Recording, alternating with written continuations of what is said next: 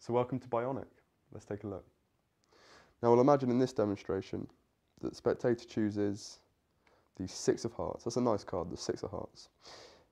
You'd then go into saying that they really could have chosen any card, which is true. They could have chosen any of the cards above, and of course they could have chosen any of the cards below. So it's a completely free choice. Now in the spectator's mind, that card is lost inside the middle of the pack. But what you've secretly done is to control that card to the top. And that would have been really nice if I hadn't dropped the card, but we'll imagine that didn't happen. So that's how Bionic looks. It's a really nifty, cool control, and let's get into it. So now we get into the explanation. The first step that's crucial for this control is down jogging a card. Now there's a couple of ways you can get into this. I personally think that the layman won't kick up a fuss if you just spread through, ask them to touch a card, and then maintain the card in this grip. A few magicians that I've showed this to have said that's unnatural, it's not very well justified. If you personally don't think that works for you, then simply have the card selected, and then upon taking it back, just place it into the middle from behind.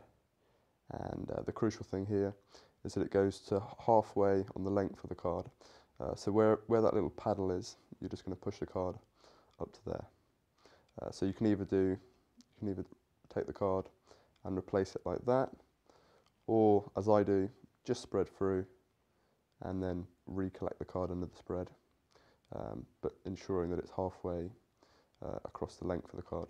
So that's step one. You just need to get the card into this position. Now what's going to happen is, as you're displaying the card also, I should mention this, I use my pinky to just tap on the card, and again that kind of reinforces that that's their card. So if you hadn't gone about having the card selected first of all and then placing it back, this would just be another way to reinforce to the audience which card you want them to remember. So just use your little pinky to tap like that.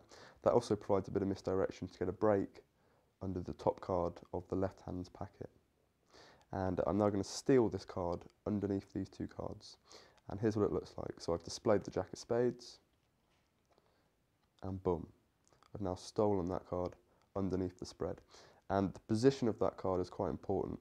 It needs to be almost exactly central to these two cards, so that I've got a kind of a symmetrical amount of space on either side of the card. And I'll explain why in a moment, but for now let's just go over the steal. So you've displayed your card, you've got a break here.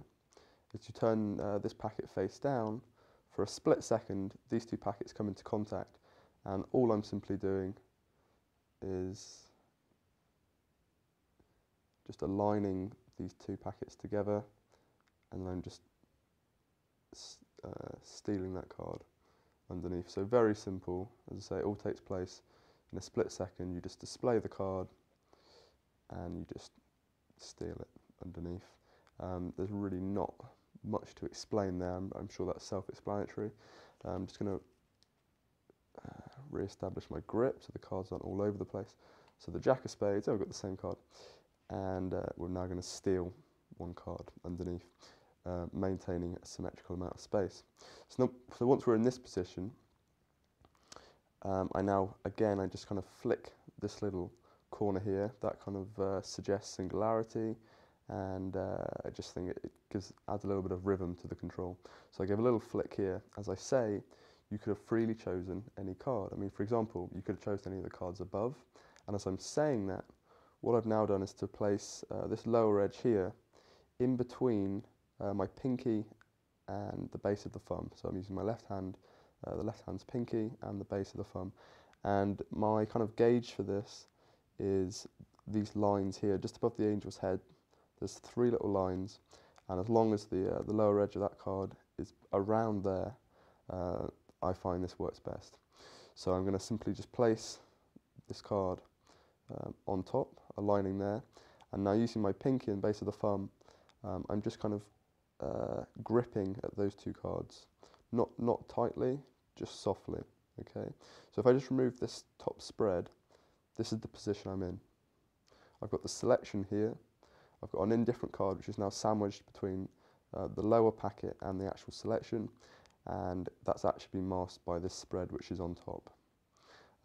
So that is the first crucial couple of steps into this control. So once we're in this position, I'm just going to quickly go over what's actually happening before showing you how this is happening. So what's going to happen is I'm going to say you could have chosen any of these cards, and as I do that,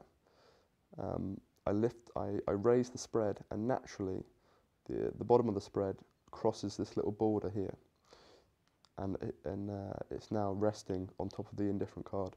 So I lift these up, naturally it will cross that border, and the spread will rest on what they think is the out-jogged selection. But of course at speed, they won't catch that, and I've never been caught out on that. Obviously I'm holding the spread side-jogged here, so you can see the moment it crosses, but once the cards are aligned, they won't catch that. So that's actually what's happening there. And I'm just going to quickly go over that one more time, just so we're all fully up to speed on what's happening. So you spread through, down jog a card, display, catch a break. You now steal the card underneath, making sure to keep an equal amount of space. I'm now going to place the end of this card between my pinky and the base of my thumb. And the reason that I left, how can I show you this? The reason that I left a big amount of space there is so that underneath, if you can see that there, because I'm going to lift the spread, I need somewhere to grip onto the spread. Otherwise, I would be pulling away that card as well, and we don't want that. So by leaving that space, I've actually got space to grip onto that card. That now means I can lift up the spread, and of course in doing so I've actually crossed that border, like that. So from this position, what's going to happen now, this is obviously slightly unnatural because I've been breaking my grip each time, and for that fact I'll just get into position exactly as I would be, display the card. We've had a lot of Jack of Spades so far, it's getting a little bit freaky now. Steal one card underneath, grip between here, and lift up the spread. So we're now in this position. Now I'm just going to turn sideways so you can exactly see what's happening. I'm essentially going to hoover the selection onto the top of the spread, and I do that in the action of bringing the spread back to show that they could have chosen any of these cards above. And this is how that looks. That card is just going to be hoovered up to the top of the spread and re-gripped with my thumb. Let's just go over that again. Again, it's going to be slightly messy because the continuity has been broken. But you just raise the spread, pull back, and re-grip here. So just a couple of thoughts on this. The pressure between your pinky and your thumb is quite minimal. Obviously, if you're gripping too hard, that card is not going to want to see that it's starting to bend. It'll probably kind of pop out. You don't want that. You need it to be nice and relaxed. The pressure here. And once you're about here, as soon as your thumb can connect, you just grip, and now the spread is going to completely detach away from that left hand's packet. So there's no kind of suspicious hovering above. You know, there's a big gap. It seems impossible. I mean, hopefully at this point they won't have worked all of that out in a split second anyway. But obviously you don't want to kind of give anything away or allude to anything by keeping these packets connected. So as soon as I've stolen that card or hoovered it up, which isn't really a technical term, but let's kind of, why not? Let's just add it to the card magician's dictionary now. We're going to hoover the card up and break the spread away, as you're displaying that they could have chosen any of these cards. So let's just go over that one more time.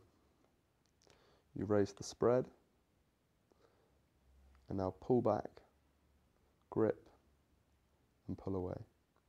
And of course that's all under the justification of saying you could have chosen any of these cards above. Now as I turn the spread back, obviously you don't want to show this situation. That's going to look a little bit unnatural, a little bit dodgy. So what's actually going to happen, as I'm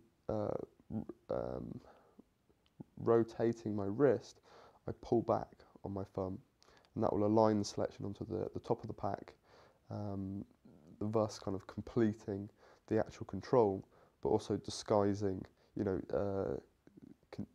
so that you end up with, you know, aesthetically it's going to look exactly how it should. So from here, I mean, we'll do a back view of this, so you can see this at full speed, but in slow motion, it's just like that. And then as soon as I'm in this position, I now just spread a few cards off here, spread a few more, turn, and again, just to keep it kind of flourishy and maintain the rhythm, I just go down the spread like that. It looks quite pretty. It was, I guess, a bit of a time delay. Distracts their eyes from here. I mean, if that card wasn't fully aligned, which sometimes can happen, it kind of takes their eyes and their thoughts off that. So once I've displayed these cards, again saying you could have chosen any of the cards below, I then turn them back face down, square up, and at this point, whatever the name of the card was, the Jack of Spades, I should have guessed. Whatever, if the card was the Jack of Spades, I'd just say, so the Jack of Spades, we'll leave it midway. And all I've done there is to just simply kind of suggest that that's the Jack of Spades by just gesturing towards it. So I say the Jack of Spades, we'll leave it midway. And again, that's just a little subtlety that I throw in, just to kind of suggest that it is the Jack of Spades, which you don't really need to do because in their mind it already is. But of course, as you now know, that card is controlled to the top. So that's pretty much the explanation. I'm just going to go over this one more time, and then we'll go into a couple of extra views so you can kind of see this from different angles. So you spread through, they touch a card, I'm going to re-grip that card underneath the spread for half its length. I use my pinky to mask the fact that I'm getting a break and reinforce the card they've selected, in this case 3 of clubs. We now steal that card underneath, keeping roughly an equal amount of space. That's so that I've got space here for my forefinger to rest on to help me pick up the spread. We now position the bottom of this card between the pinky and base of thumb. And now re-grip my forefinger here, which allows me to raise the spread. And then from this point I just hoover backwards until I can connect that with my thumb. And then as I turn the spread horizontal again, I now just pull that in with my thumb. And in this case, like I mentioned before, it can happen. The card doesn't always end up fully aligned. I say that isn't often. I think that's probably just because we've been going over this slowly and not at real speed. But you know, you've got to be prepared for that, and so that's why I threw in this whole kind of process about saying you could have chosen any of the cards above, and then any of the cards below, so that it does look a little bit messy. It doesn't look 100% neat, and so if you were to have a card which is slightly not aligned, which I'm guessing in a spectator's mind isn't going to start ringing alarm bells, but just so you know, not to worry about that. Just kind of brush on through the trick and don't call any attention to it. Once again, turn these face down, square up, and the card has been controlled. And that is, hello, that is the explanation for Bionic. Now let's get into a couple of extra views.